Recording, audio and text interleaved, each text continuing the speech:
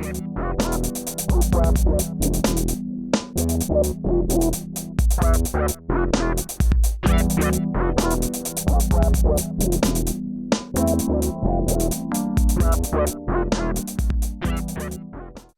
up guys, this is Desm101, welcome back to the channel.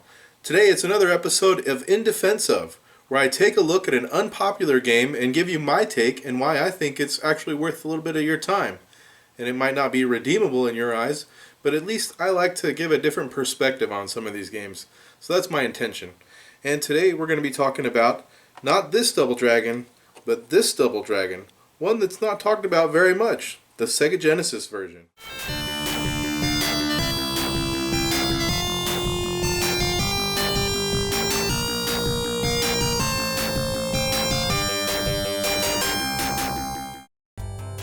Double Dragon was a massive arcade hit that needs no introduction. No doubt that most of you watching are probably familiar with the arcade original, and maybe first played it at home on the NES. There are some other great ports as well. Master System,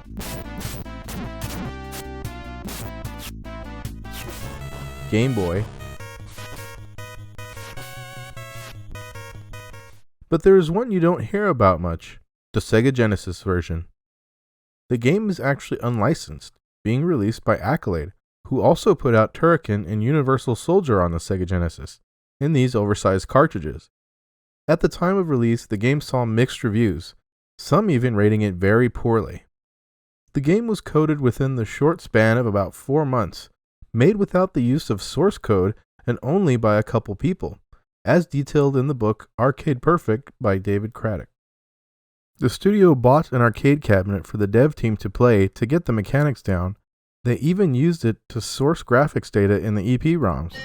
It retains the look of the original, but plays more loose and fast, and the sounds definitely take a bit of a hit. But it is still 2-player and retains the bosses and levels of the original. So, let's take a closer look and I'll tell you why I think this game is still worth playing through here and there. Double Dragon for Genesis/Mega Drive was never released in Japan, only Europe and America in 1992. The graphical capabilities of the Genesis give the sprites the look and colors which are close to the arcade version. There are some minor differences, such as Marion and Linda's sprites that are changed, and the lack of a Mohawk Abobo variant, plus a few other color differences and some sprite differences with their animations. The level graphics in the background are not exactly the same as the arcade, but they still do the job well in my opinion. The first thing you will notice is the speed the game moves at. It feels much more fast-paced, with no slowdown that was present in the arcade version. It almost moves too fast, as it takes a second to get the hang of movement. At some points it's very easy to simply walk off ledges if you're not careful. The fighting can get a little frustrating, but if you know how to use the elbow attack, you can pretty much spam this move to keep enemies locked in a loop where you can easily beat them. There are still the weapons you can pick up, which can be a lot of fun to use, but they can slow down the pace if you're trying to clear out a large group of enemies.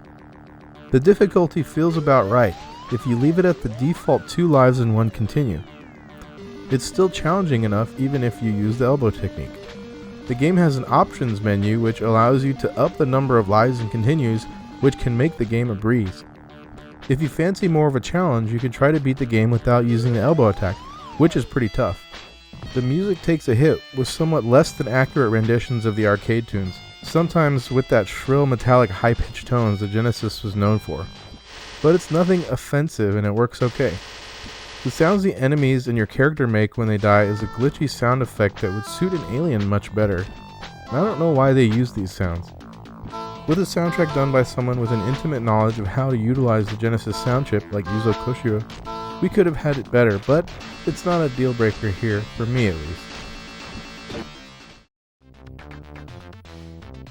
The Double Dragon games released on Genesis and Mega Drive is an example of an odd situation. The sequel, Double Dragon 2, was only released in Japan a year earlier in 1991. It fares worse, unfortunately, when compared to this game, and it makes the result of 4 months of development even more impressive. Think about that. Making the game without the source code and only from playing the arcade game in such a short amount of time. As a comparison, it's easy to see that the first Double Dragon game runs better than the second. The third game was a port of the awful arcade game, and it's an improvement over the original in some ways, but that's not saying it. So out of these three, I think the first game is the best. While it's not as well remembered as some of its predecessor ports, it can still be a fun pick up and play affair, especially in co-op mode. At around $20 for a loose copy, it's worth it to add to your collection for some simple co-op fun. Alright, and that's going to do it for today, guys. Thanks so much for tuning in. Thanks for the support. I hope you have a good one, and I'll see you next time.